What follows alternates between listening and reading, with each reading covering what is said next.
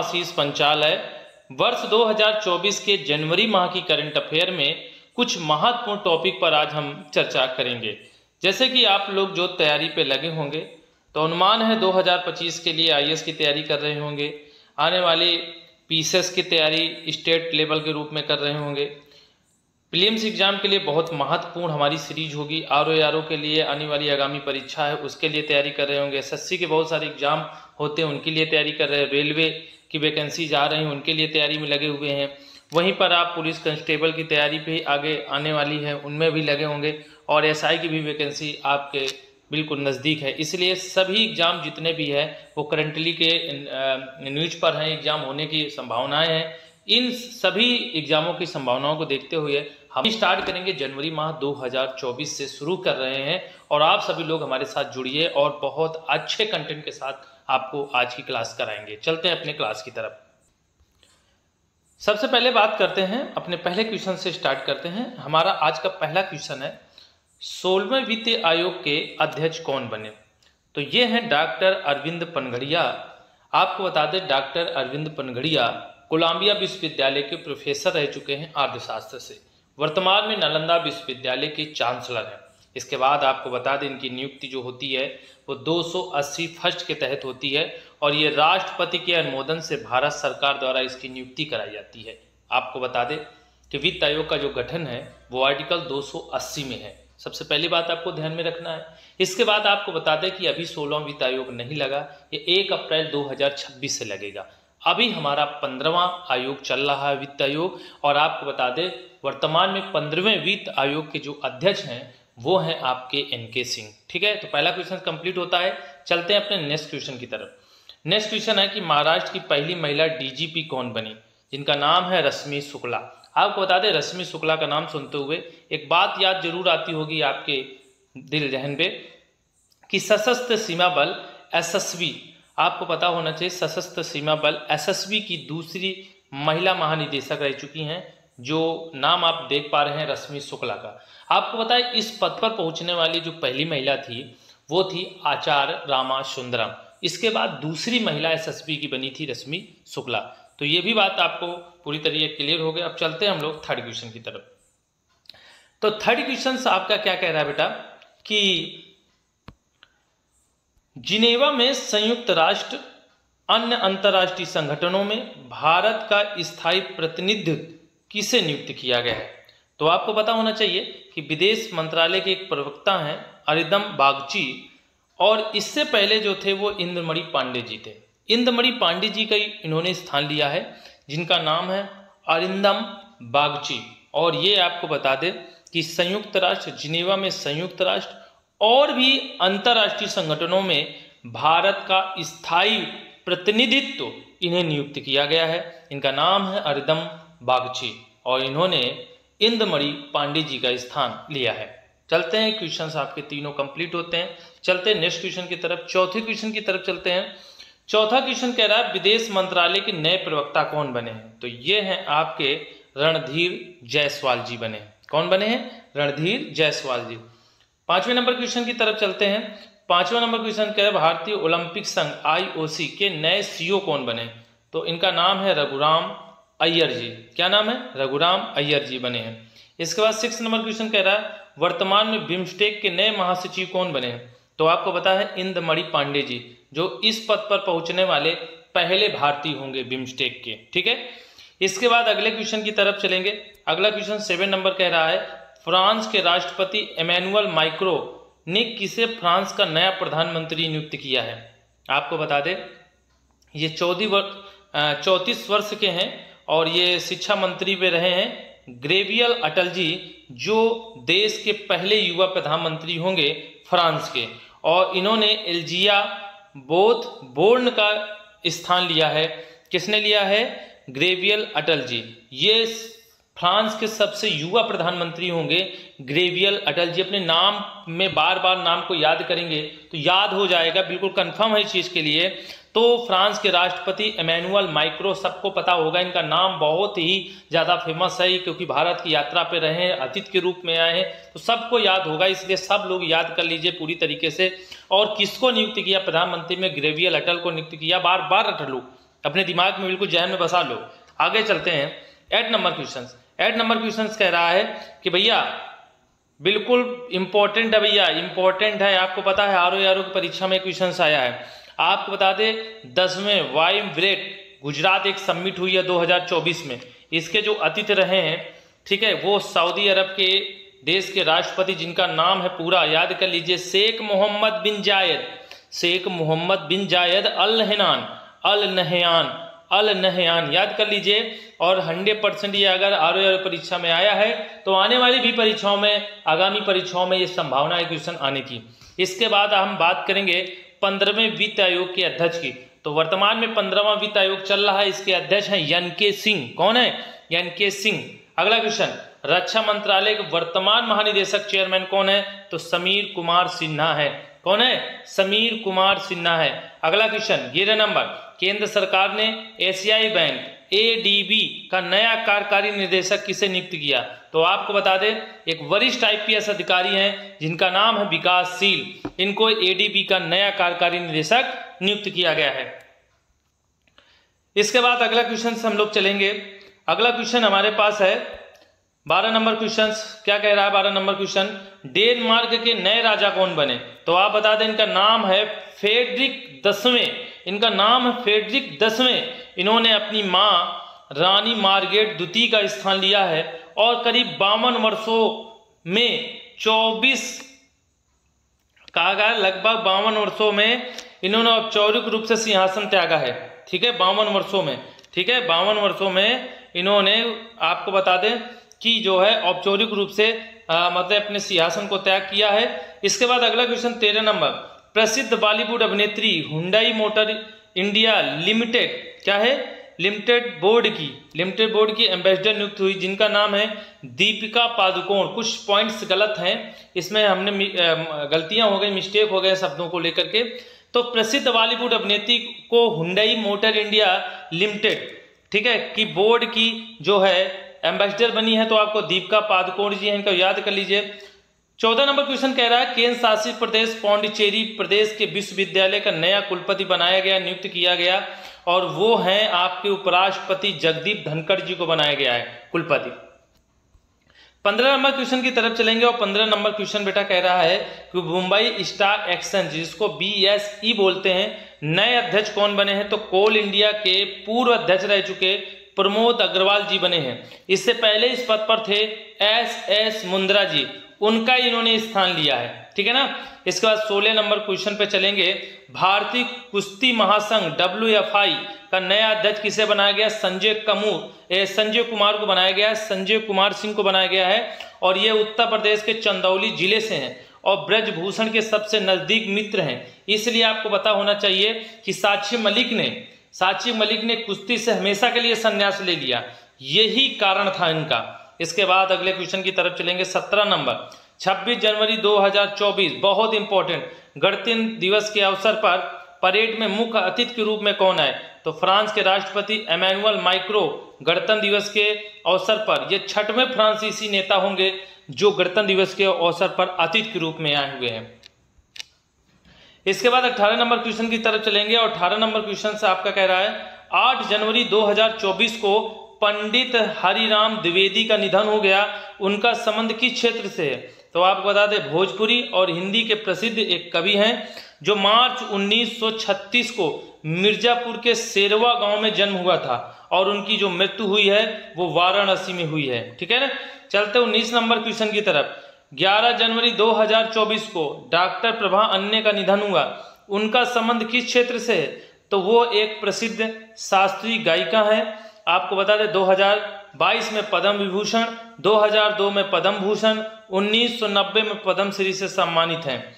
इसके बाद आगे आपको बताएंगे 20 नंबर क्वेश्चन में 14 जनवरी 2024 को एक प्रसिद्ध उर्दू शायर मुनव्वर राना का निधन हो गया भैया, इनका संबंध उत्तर प्रदेश के किस जिले से है?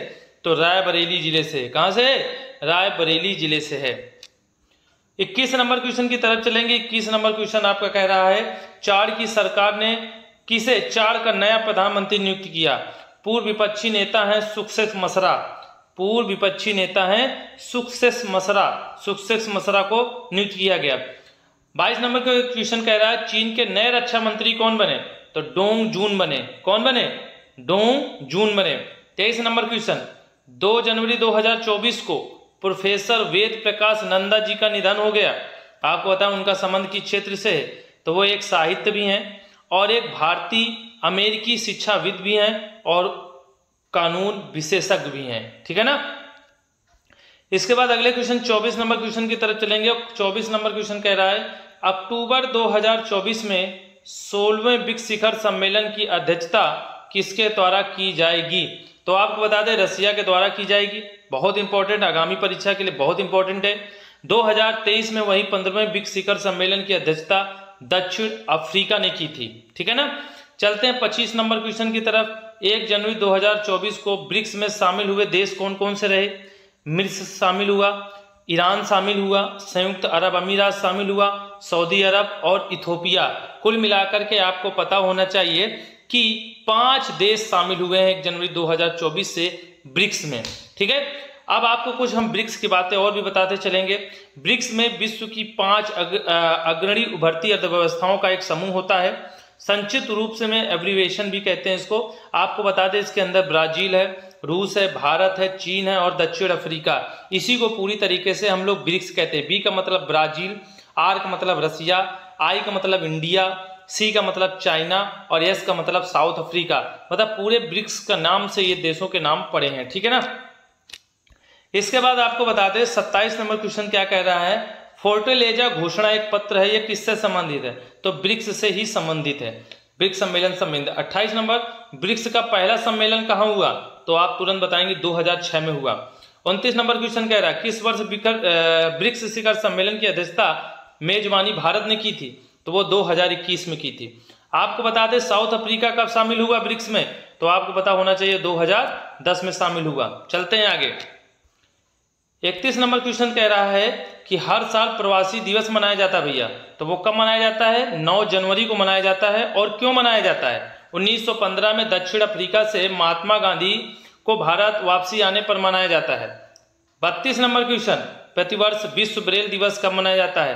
तो 4 जनवरी को मनाया जाता है। 33 नंबर क्वेश्चन, प्रत्येक वर्ष राष्ट्रीय युवा दिवस क्यों मनाया जाता है? तो मनाया जाता है 12 जनवरी को। क्यों मनाया जाता है? एक प्रसिद्ध समाज सुधारक, दार्शनिक, सुप्रसिद्ध विचारक स्वामी विवेकानंद की जयंती के उपलक्ष्य में मनाया जाता है। इसके बाद चलते हैं 34 नंबर क्वेश्चन की तरफ। और 34 नंबर क्वेश्चन कह रहा है प्रत्येक वर्ष थल सेना दिवस कब मनाया जाता है? तो आपको पता होना चाहिए 15 जनवरी को मनाया जाता है। वर्ष 2024 में 76वां थल सेना दिवस मनाया गया। और कहाँ मनाया गया? उत्तर प्रदेश के लखनऊ शहर में। ये इंपॉर्टेंट है, आने वाली सभी यूपी स्पेशल एग्जाम के लिए बहुत इंपॉर्टेंट क्वेश्चन बन सकता है पेपर में। 35 नंबर क्वेश्चन, प्रतिवर्ष पराक्रम दिवस। आपको पता हो पराक्रम दिवस कब मनाया जाता है? 23 जनवरी को। और किसकी जयंती पर? सुभाष चंद्र बोस की जयंती के अवसर पर। चलते हैं 36 नंबर क्वेश्चन पर, प्रतिवर्ष उत्तर प्रदेश दिवस कब मनाया जाता है? बहुत ही परीक्षाओं में आ चुका है, कई बार क्वेश्चन आ चुका है। तो वह 24 जनवरी को मनाया जाता है। आपको पता है 2024 में 75वां स्थापना दिवस मना रहा है उत्तर प्रदेश और 2018 से प्रतिवर्ष मना रहा है इस दिवस को। चलते हैं अगले क्वेश्चन की तरफ। अगला क्वेश्चन 37A और 37B के रूप में हमने विभाजित किया है। 37A में क्या कह रहा है? प्रतिवर्ष राष्ट्रीय मतदाता दिवस तो 25 जनवरी को मनाया जाता है। सबसे पहले आपको याद होना चाहिए। और 2011 से प्रतिवर्ष मनाया जा रहा है। इस वर्ष की क्या थीम है? तो there is nothing like voting, we will definitely vote. ये याद कर लीजिए इंग्लिश से ही बहुत ज्यादा क्वेश्चंस आपकी थीम जो है इंग्लिश से ही आती है, हिंदी से कभी नहीं आती। आप लोग याद करिए तुरंत, इंग्लिश से सारी चीजें याद करिए थीमों में, क्योंकि थीम हिंदी में नहीं इंग्लिश में आती है। इसलिए इंग्लिश पढ़ के जाइएगा, इंग्लिश उसको समझिएगा, हिंदी नहीं। अगर हिंदी में समझे तो इंग्लिश नहीं दे पाएंगे वो आंसर। ठीक है, अगर इंग्लिश समझे तो हिंदी में आंसर दे पाएंगे। तो ये बिल्कुल क्लियर हो गया। 37B को देखें, 2024 में गणतंत्र दिवस कौन सा मनाया गया भैया? तो आपको याद होना चाहिए 75वां गणतंत्र दिवस है। ठीक है, कौन सा है? 75वां गणतंत्र दिवस। 2024 में जो गणतंत्र दिवस मनाएगा वो 75वां है। और वर्ष की जो थीम है वो है विकसित भारत और भारत लोकतंत्र की मातृका है। विकसित भारत और भारत लोकतंत्र की मातृका है इस वर्ष की गणतंत्र दिवस की महत्वपूर्ण थीम। आपको पता होना चाहिए। 38 नंबर क्वेश्चन की तरफ चलेंगे। प्रत्येक वर्ष एक शहीद दिवस मनाया जाता है बेटा, और शहीद दिवस 30 जनवरी को मनाया जाता है, और यह मनाया जाता है महात्मा गांधी की पुण्यतिथि के अवसर पर मनाया जाता है। ठीक है ना। चलते हैं अगले 39 नंबर क्वेश्चन की तरफ, और 39 नंबर क्वेश्चन कह रहा है कि इस राज्य की सरकार ने 22 जनवरी को शुष्क दिवस मना लिया। तो आपको बता दें छत्तीसगढ़ की सरकार राम मंदिर के सम्मान में ये चीज मनाई है। ठीक है। चलते हैं 40 नंबर क्वेश्चन। MS स्वामीनाथन पुरस्कार से सम्मानित किया गया VR कंबोज को कृषि विज्ञान के क्षेत्र में उपलब्धि के लिए अवार्ड दिया गया, जिसका नाम है MS स्वामीनाथन पुरस्कार 2024। अगला क्वेश्चन 41 नंबर। Order of the British Empire से किसे सम्मानित किया गया? तो एड्रियन क्रूज को सम्मानित किया गया, एड्रियन क्रूज को सम्मानित किया गया। 42 number question. Beauty athlete of the year 2023 से किसे चुना गया? तो वो है विराट कोहली को। किसे चुना गया? विराट कोहली को चुना गया। 43 नंबर क्वेश्चन की तरफ चलेंगे, और 43 नंबर क्वेश्चन कह रहा है गोल्डन ग्लोब अवार्ड 2024 कहां हुआ? 7 जनवरी को हुआ, अमेरिका के कैलिफोर्निया शहर में।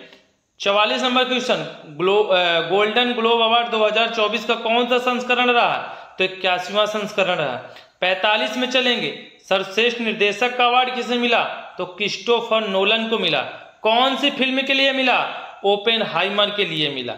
46 नंबर क्वेश्चन। सर्वश्रेष्ठ अभिनेता का अवार्ड किसे दिया गया? तो किलियन मर्फी को दिया गया। किसके लिए दिया गया? फिल्म ओपेनहाइमर के लिए दिया गया। इसके बाद अगले चलेंगे 47 नंबर में। 47 में कह रहा है सर्वश्रेष्ठ अभिनेत्री का अवार्ड किसे मिला? तो लिली ग्लैडस्टोन को मिला, लिली ग्लैडस्टोन को मिला। किस फिल्म के लिए मिला? तो colours of the flower moon के लिए मिला, colours of the flower moon के लिए मिला। 48 नंबर क्वेश्चन। यूनाइटेड कप 2024 किसने जीता? तो पोलैंड को हराकर जर्मनी ने जीता। कितने से? 2-1 से। किसका आयोजन कहां किया गया? ऑस्ट्रेलिया के सिडनी शहर में हुआ था। अगला क्वेश्चन 49 नंबर। प्रधानमंत्री बाल पुरस्कार 2024 कितने बच्चों को दिया गया? तो कुल मिलाकर 19 बच्चों को दिया गया, जिसमें 9 लड़के हैं और 10 लड़कियां हैं।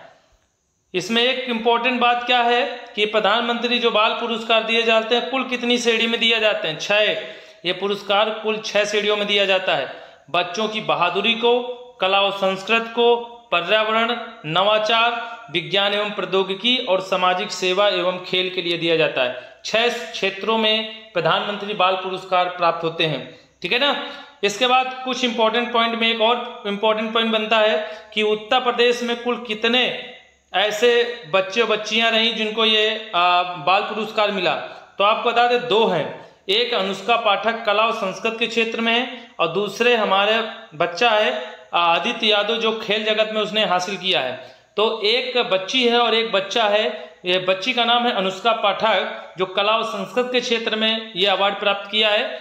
वहीं दूसरे हैं आदित्य यादव जो हमारा बच्चा है, वो आपको बता दें वो खेल जगत में उसने ये अवार्ड प्राप्त किया है।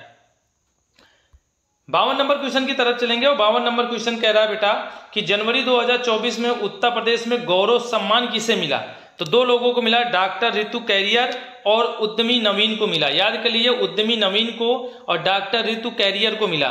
53 नंबर क्वेश्चन कह रहा है जनवरी 2024 को सुभाष चंद्र बोस आपदा प्रबंधन पुरस्कार किसे चुना गया? तो आपको बता दें 60 पैराशूट फील्ड अस्पताल जो उत्तर प्रदेश के आगरा में स्थित है, इसे चुना गया इस वर्ष 2024 का सुभाष चंद्र बोस आपदा प्रबंधन पुरस्कार के लिए।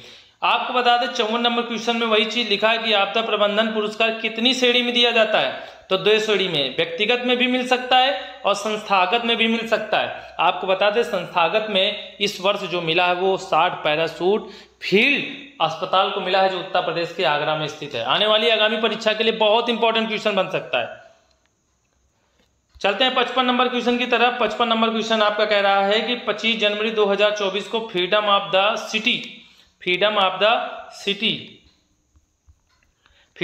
सिटी ऑफ लंदन पुरस्कार किसे मिला? तो अजीत मिश्रा को मिला। किसको मिला? अजीत मिश्रा को मिला। याद रख लिए। 56 नंबर क्वेश्चन। 26 जनवरी 2024 को आईसीसी ने किसे one day cricketer of the year चुना?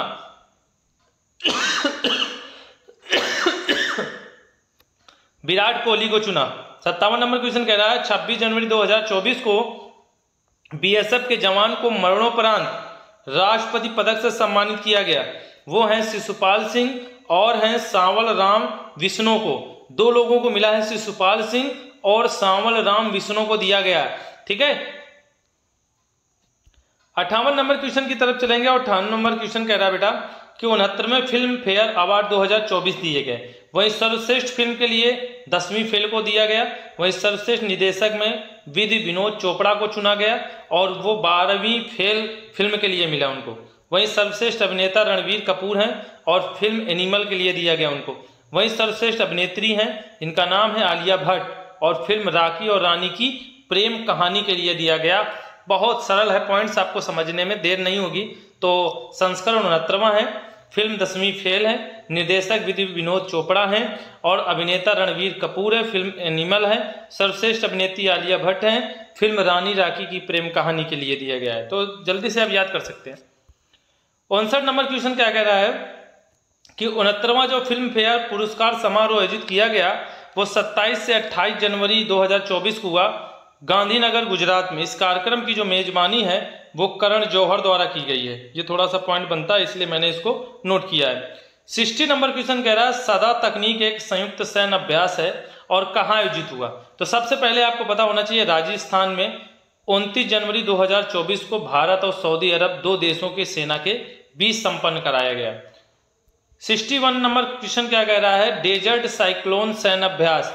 याद करते जाइए, डेजर्ट साइक्लोन सैन्य अभ्यास कहाँ आयोजित हुआ, तो ये भी राजस्थान में आयोजित हुआ। कब हुआ, 2 जनवरी 2024 को। किसके बीच, भारत और यूएई देश के बीच।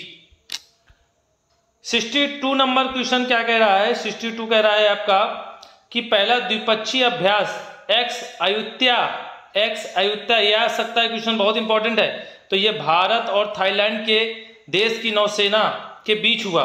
ठीक है, इस अभ्यास को अयुत्थामा नाम दिया गया है और इसका शाब्दिक अर्थ है अजय होना या सरल भाषा में एक्सरसाइज और या अयोध्या एक्सरसाइज भी हम कह सकते हैं। तो आपको पता होना चाहिए भारत और थाईलैंड की नौसेना के बीच का अभ्यास है। इसके बाद 63 नंबर क्वेश्चन कह रहा है 19 जनवरी 2024 को जल के भीतर एक परमाणु हथियार प्रणाली का हेल एक नाम है, आपको बता दे। ठीक है, ये परमाणु हथियार प्रणाली का नाम है हेल का परीक्षण किस देश ने किया, तो उत्तर कोरिया देश ने किया। अगला है मून स्नाइपर मिशन क्या है, तो ये जापान का एक स्पेस मिशन है और ये दक्षिणी जापान के टेनेगाशिमा अंतरिक्ष केंद्र से उड़ान भरी है। ठीक है, किस रॉकेट से, तो आपको पता होना चाहिए इस रॉकेट का नाम है H-2A रॉकेट। ठीक है, H-2A रॉकेट। 65 नंबर क्वेश्चन क्या कह रहा है XRISM एक्सट्रीम क्या है, ये एक सैटेलाइट है जिसे जापान, नासा और यूरोपियन स्पेस एजेंसी ने मिलकर बनाया है। मतलब एक प्रकार का एक्सट्रीम क्या है, सैटेलाइट है। इसे Japan, NASA, European space agency ने मिलकर बनाया है। इसका मुख्य उद्देश्य क्या है, चांद पर बहने वाले प्लाज्मा हवाओं को, देखो दबाव लिख दिया है, प्लाज्मा हवाओं क्या है, प्लाज्मा हवाओं एवं ब्रह्मांड के तारों और आकाश गंगाओं की उत्पत्ति का ये पता लगाएगा। अब आपको बताएं 66 नंबर में है स्लिम क्या है। आपको बता दें ये हल्का रोबोटिक एक लैंडर है जिसे तय स्थान पर, देखो यहाँ पर गलती है, तय स्थान पर क्या है, तय स्थान पर ही उतारा जाता है, इसलिए इसका नाम मून स्पिनर भी पड़ा है। ठीक है, या स्लिम भी कह सकते हैं, इसका नाम मून स्निपर पड़ा है या इसको हम स्लिम भी कह सकते हैं। तो ये चीज थोड़ा सा ध्यान में रखना। एक पॉइंट और नोट बनना है आपका, चांद पर सॉफ्ट लैंडिंग करने वाला दुनिया का जो है चौथा देश भारत है और 5वां आपका जापान हो गया है। 67 नंबर क्वेश्चन कह रहा है कि संयुक्त विशेष बल अभ्यास खंजर का आयोजन कहाँ हुआ, तो 23 जनवरी 2024 को भारत और किर्गिस्तान के बीच हुआ और वो हुआ जाके आपके हिमाचल प्रदेश में। 68 नंबर क्वेश्चन क्या कह रहा है, संयुक्त विशेष बल अभ्यास साइक्लोन कहाँ आयोजित हुआ, 23 जनवरी 2024 को भारत और मिस्र देश के बीच में और मिस्र के एनास में संपन्न हुआ। कहाँ हुआ, एनास में संपन्न हुआ। ठीक है, 69 नंबर क्वेश्चन कह रहा है डेजर्ट नाइट हवाई अभ्यास। एक डेजर्ट नाइट हवाई अभ्यास के नाम से ही पता चलता है। तो आपको पता है 26 जनवरी 2024 को भारत और फ्रांस और यूएई मतलब 3 देशों की सेना है और ये अरब सागर के ऊपर अपना अभ्यास किया है। ठीक है, तो डेजर्ट नाइट हवाई अभ्यास का जो आयोजन हुआ है वो 3 देशों के बीच हुआ है, भारत, फ्रांस और यूएई देश के बीच। कहाँ हुआ है? अरब सागर में।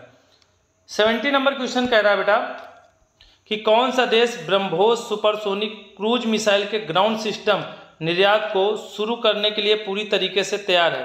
तो वो है फिलीपींस देश। आपको बता दें डीआरडीओ के अध्यक्ष डॉक्टर समीर वी कामत ने इस सूचना दी है डील की कि 375 बिलियन अमेरिकी डॉलर के साथ ये समझौता हुआ है। 71 नंबर क्वेश्चन कह रहा है कि पीएम विश्वकर्मा योजना लागू करने वाला पहला केंद्र शासित प्रदेश कौन बना? तो वो है जम्मू कश्मीर। कौन है? जम्मू कश्मीर। 72 नंबर क्वेश्चन कह रहे हैं रानी दुर्गावती श्री अन्न प्रोत्साहन योजना लागू करने वाला भारत का कौन राज्य बना? तो आपको बताइए यह है मध्य प्रदेश। श्री रानी दुर्गावती श्री अन्न प्रोत्साहन योजना लागू करने वाला राज्य है मध्य प्रदेश। मध्य प्रदेश के मुख्यमंत्री मोहन यादव हैं वर्तमान में और उन्होंने मोटे अनाजों के उत्पादन पर किसानों को 10 रुपया प्रति किलोग्राम की एक प्रोत्साहन राशि भी देंगे उत्पादन करने के बाद। 73 नंबर क्वेश्चन कह रहा है कुप्पा पंप हाइड्रो स्टोरेज परियोजना है। कुप्पा पंप हाइड्रो स्टोरेज परियोजना का उद्घाटन कहाँ किया गया? तो गुजरात के छोटा उदेपुर में कुल मिला के 750 मेगावाट एनएचपीसी ने किया ये चीज। ठीक है। 74 नंबर क्वेश्चन कह रहा है कि किस देश ने हिम तेंदुओं को अपना राष्ट्रीय प्रतीक घोषित किया? तो वो है किर्गिस्तान। कौन है? किर्गिस्तान। 75 नंबर क्वेश्चन कह रहा है किसने पंचायत से संसद तक कार्यक्रम शुरू किया? तो लोकसभा अध्यक्ष ओम बिरला ने इसे शुरू किया। इसका उद्देश्य है जमीनी स्तर की महिला नेताओं को सशक्त बनाना और गांव से उन्हें संसद तक पहुंचाना और उनका समर्थन करना। 76 नंबर क्वेश्चन कह रहा है पृथ्वी विज्ञान योजना 2024 किस मंत्रालय की योजना है? तो पृथ्वी विज्ञान मंत्रालय की एक व्यापक योजना है जो 2021 से 26 की अवधि के दौरान चलेगी। इसके बाद 77 नंबर क्वेश्चन में इसका उद्देश्य पूछ रहा है इस योजना का। पृथ्वी विज्ञान योजना का मुख्य उद्देश्य क्या है? तो दीर्घकालिक होने वाली मौसमी घटनाओं से निपटने के लिए एक प्रकार का ये कार्यक्रम है। इसके बाद 78 नंबर क्वेश्चन कह रहा है किस राज्य ने कॉलेज फांग थासी मिशन शुरू किया है? तो वो मणिपुर राज्य ने शुरू किया है। उद्देश्य क्या है? सरकारी स्कूलों में आधुनिक बुनियादी ढांचे का विकास करना और छात्रों का नामांकन 100% करना। 79 नंबर क्वेश्चन श्री रामलला दर्शन योजना चलाई गई किस सरकार द्वारा चलाई गई? छत्तीसगढ़ सरकार के द्वारा चलाई गई और ये प्रधानमंत्री गारंटी योजना को पूरा करेगा। और आपको बता दें कि प्रत्येक वर्ष छत्तीसगढ़ राज्य सरकार अपने देश मतलब अपने राज्य के निवासियों को रामलला के दर्शन कराएगा। ठीक है, फ्री। इसके बाद 80 नंबर क्वेश्चन है युवा निधि योजना। युवा निधि योजना कहाँ से संबंधित है? कर्नाटक राज्य से संबंधित है। मुख्य उद्देश्य क्या है कि डिग्री डिप्लोमा की पढ़ाई पूरी करने वाले बच्चे अगर 180 दिन तक बेरोजगार रह रहे हैं तो उन युवाओं को आर्थिक मदद दी जाएगी। ठीक है, हाई डिग्री होगी तो 3000, लो डिग्री है तो 1500 रुपए दे करके ये बेरोजगारी भत्ता को मतलब बेरोजगार मुक्ति मिल सकती है। तो कोई व्यक्ति डिग्री किए हुए बैठा है और 180 दिन तक लगातार बैठा है तो उसको ऐसे प्रावधान दिए जाएंगे। ठीक है, ये कर्नाटक सरकार कहती है। 81 नंबर क्वेश्चन कह रहा है अमृत ऑपरेशन योजना की शुरुआत किस राज्य सरकार ने की है? तो आप याद होना चाहिए केरल राज्य सरकार ने की है। मुख्य उद्देश्य क्या है कि बैक्टीरिया और रोगाणुओं को रोकने या मारने के लिए इस्तेमाल की जाने वाली दवाओं का विरोध करना है। यह है अमृत ऑपरेशन योजना। याद कर लीजिए किससे संबंधित है, किस राज्य से संबंधित है, मुख्य उद्देश्य क्या है। तो आपको पता होना चाहिए केरल राज्य सरकार ने इसका मुख्य उद्देश्य है बैक्टीरिया और रोगाणुओं को रोकने या मारने के इस्तेमाल की जाने वाली अनेक प्रकार के केमिकल को रोकना और उसका विरोध करना। 82 नंबर क्वेश्चन कह रहा है महतारी वंदना योजना कई बार पेपर में आ चुकी है और आते ही रहेगी। महतारी वंदना योजना छत्तीसगढ़ राज्य सरकार की है। राज्य के सभी विवाहित महिलाएं जितनी भी हैं उनको हर माह 1000 रुपया उनके अकाउंट में पहुंचेगा। इसके बाद आपको 83 नंबर क्वेश्चन बताए हमारा संविधान हमारा सम्मान अभियान कि उद्घाटन किसने किया? तो उपराष्ट्रपति जगदीप धनखड़ ने किया 23 जनवरी 2024 को 75वें गणतंत्र दिवस के उपलक्ष्य में। यह चीज आपको पता होना चाहिए। 84 नंबर क्वेश्चन कह रहा है अनुवादनी ऐप किसने लॉन्च किया? 24 जनवरी 2024 को केंद्र सरकार ने लॉन्च किया। क्या उद्देश्य है? बहुभाषी शिक्षा के लिए ये चुनौतियों से निपटने के लिए किया गया। 85 नंबर प्रधानमंत्री सूर्योदय योजना बहुत इंपॉर्टेंट है, 24 जनवरी 2024 को शुरू की गई। देश भर में 1 करोड़ से 1 करोड़ मतलब 1 करोड़ से ज्यादा सबको छत पर सोलर रूफटॉप लगाने का एक वो मिलेगा, क्या कहते हैं मतलब देश भर में 1 करोड़ से 1 करोड़ के आसपास सोलर रूफ टावर उनके छतों पे लग जाएगा। ये इस योजना का उद्देश्य है। 86 नंबर कह रहा है दुनिया का पहला नियमित टीका कार्यक्रम शुरू किया गया। किस देश ने किया? तो 30 जनवरी 2024 को कैमरून देश ने किया बच्चों के लिए। कैमरून देश ने किया बच्चों के लिए पहला नियमित टीका कार्यक्रम। 87 नंबर क्वेश्चन कह रहा है कि चौथा रुस्मा ऑरेंज फेस्टिवल का आयोजन कहाँ हुआ? तो ये नागालैंड राज्य में हुआ। 88 नंबर कह रहा है चटुबी उत्सव कहाँ मनाया गया? असम राज्य में, और 5 दिन तक चलने वाला एक वार्षिक कार्यक्रम है। 89 नंबर कह रहा है गुणोत्सव 2024 का शुभारंभ किस राज्य में हुआ? तो असम राज्य में हुआ। छात्रों शिक्षा की गुणवत्ता में सुधार करना, चाहे वो छात्र हो चाहे वो शिक्षक हो, उनकी गुणवत्ता जो शिक्षा के प्रति जो गुणवत्ता है उन पर उद्देश्य सुधार करने के लिए ये एक प्रकार का उत्सव मनाया गया। 90 नंबर क्वेश्चन कह रहा है कि अंतर्राष्ट्रीय पर्पल उत्सव 2024 कहाँ हुआ? गोवा राज्य में हुआ। विकलांग व्यक्तियों के लिए भारत का पहला एक समावेशी उत्सव होगा ये। 91 नंबर क्वेश्चन कह रहा है आत्मनिर्भर भारत उत्सव कहाँ मनाया गया? नई दिल्ली के मंडपम में मनाया गया। 92 नंबर मतलब 92 नंबर क्वेश्चन एशिया का सबसे बड़ा एरो स्पेस विंग्स इंडिया 2024 का आयोजन कहाँ किया गया? तो ये किया गया हैदराबाद में। इसके बाद अगला है क्वेश्चन आपका 93 नंबर मोहजूज प्रतियोगिता फिर से किस राज्य ने शुरू कर दी है? तो वो असम राज्य ने शुरू की है। आपको बता दें 9 साल बाद शुरू किया है और ये एक पारंपरिक भैंसों की लड़ाई वाली प्रतियोगिता है। ठीक है, ऐसे बहुत खतरनाक होते रहते हैं अपने देश में कई जगह। अपने दक्षिण भारत में चले जाओ तो देखो जानवरों को काबू करने के लिए लोग प्रतियोगिता खेलते हैं तमिलनाडु में, है ना। इसके बाद आगे चलते हैं 94 नंबर क्वेश्चन की तरफ और 94 नंबर क्वेश्चन कह रहा है डेजर्ट फेस्टिवल। तो डेजर्ट का मतलब ही याद हो जाता है राजस्थान के जैसलमेर से संबंधित है।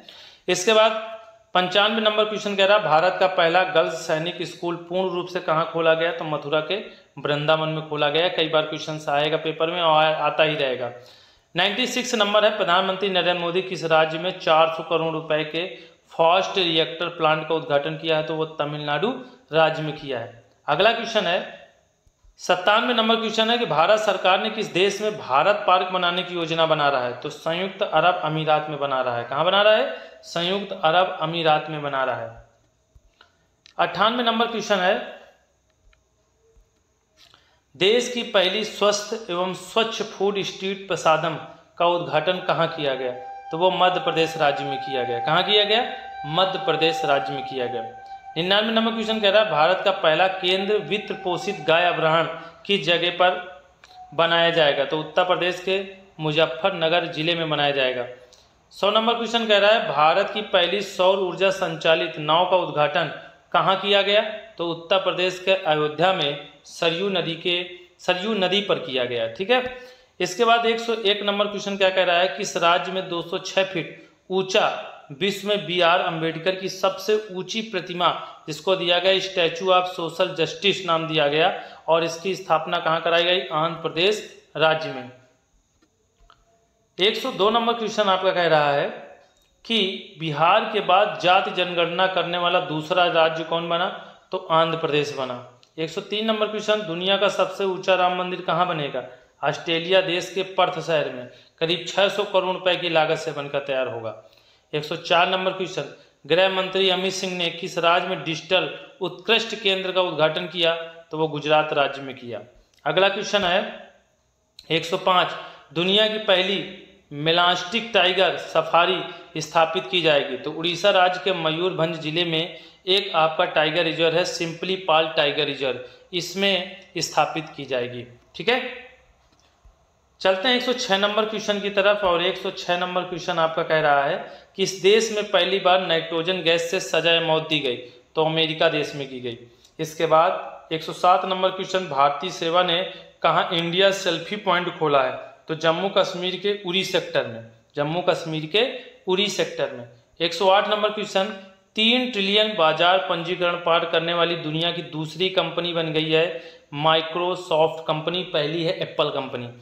इसके बाद 109 नंबर क्वेश्चन है, किस राज्य की कड़ियाल साड़ी को जीआई टैग मिला है, तो कड़ियाल साड़ी है ये पश्चिम बंगाल की है, इसको जीआई टैग दिया गया। इसके बाद 110 नंबर क्वेश्चन कह रहा है, किस राज्य के मोनापा हैंडमेड कागज को जीआई टैग मिला, तो यह है अरुणाचल प्रदेश। 111 नंबर क्वेश्चन कह रहा है, 1 जनवरी 2024 को 82वें भारतीय इतिहास कांग्रेस का आयोजन हुआ, कहाँ हुआ, तेलंगाना राज्य में।